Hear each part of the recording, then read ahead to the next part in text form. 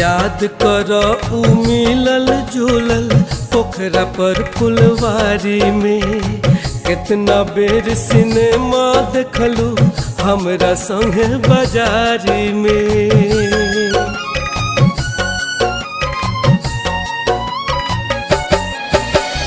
याद कर उ मिलल जुलल पोखरा पर फुलवारी में, कितना बेर सिनेमा देखलू हमरा संगे बाजारी में।